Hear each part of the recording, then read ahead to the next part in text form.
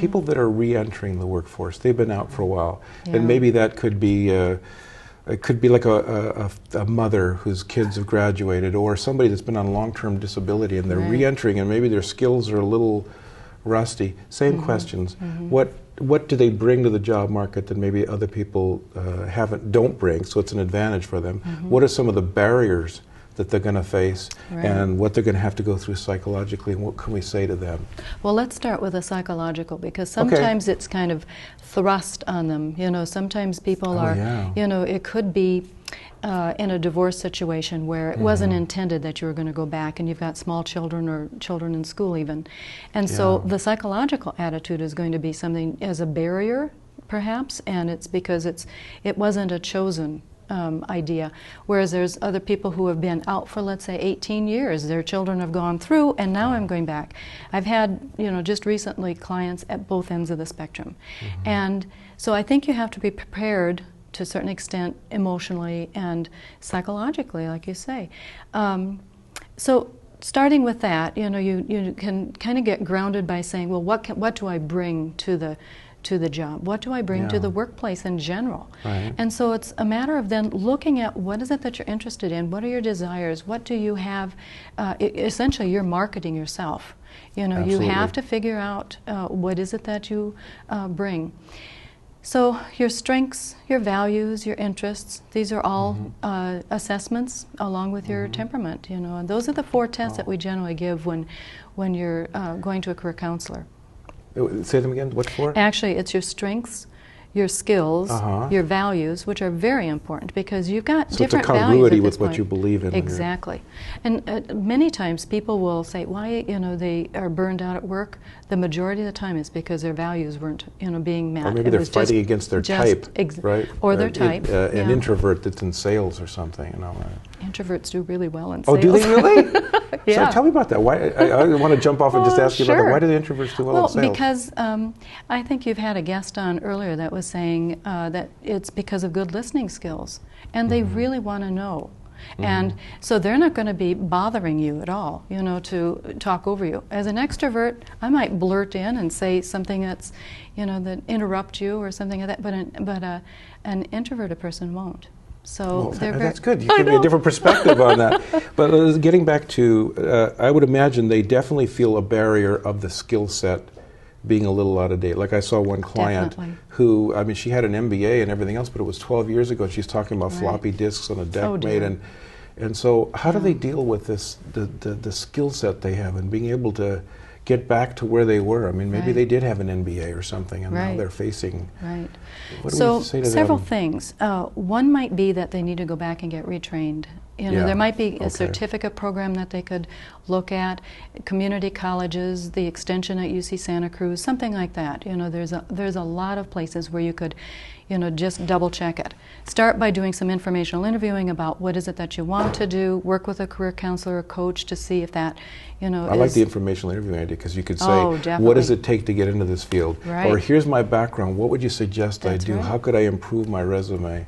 Maybe they could even leverage a little bit of what they've learned as a parent, right? There's some whole skill set there, right? Definitely. You know, that's one of the things that, personally, I think raising children is probably the most important job you can have. Oh, yeah, absolutely. Yeah. And so, as a result, you know, you've got some skills that you've developed, organizational skills, developing... Multitasking. How about that one? Yeah, besides chaperoning and things like that. But, you know, when you work with the PTA or something like that, you might have leadership skills, volunteering in any of the activities of your children. That makes a big difference. Those are things that you can leverage and put on your resume as well.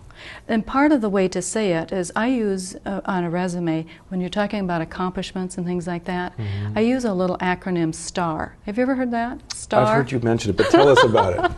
STAR is situation, is the S, task, action, and then the result.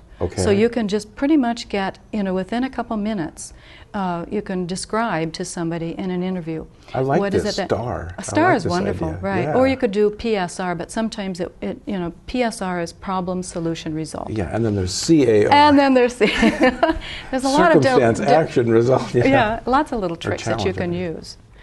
So if you kind of get that into your mindset that I have done these things, but here was the situation, the task, and what I did, but then there was always a positive result or something that developed and so they that don't, you learned. Instead of them discounting all these years they were a great That's mother right. planning all of these things and That's doing right. all this stuff, instead they're seeing it as preparing them to run an office or something. Exactly. And when I work with somebody like that, it's also very interesting because it builds their confidence back up. Yeah, I bet because it most would, of the yeah. time, the self-esteem and the confidence of, oh, I have to go back into this. I have no idea what it's going to be like.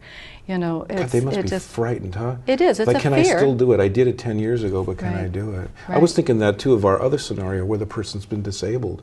Oh, right. Suppose they've rehabilitated a major accident, right? And it's been 5 years. Can I do it? Do I have the stamina to make it through? I mean, they must have a lot of psychological things they're facing That's to right. remind themselves. And working with Right. somebody like you, they probably build some of their confidence back. And actually, should there be somebody that you were running into like that, Project Hired in San Jose is a wonderful group, and they work with disabled people.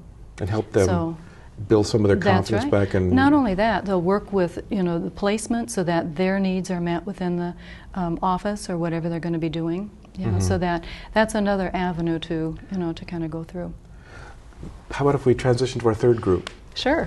Mid-career changes, and boy, we're seeing this. I'm seeing this all the time. Certainly in Silicon Valley, this area. That's right. A major layoff, and by that I mean also maybe your job has been outsourced and it's not available.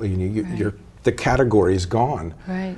And you have to, after 30 years of being something, or 25 years of being a certain profession with a mortgage and all that stuff, you're having to make a career shift. Or whether you had a Right. mortgage or not, doesn't matter. What do we say to these people? I mean, Right. to make this switch and the fear and who are they and all that. It's like reinventing yourself all over again, isn't it? Yeah. Yes.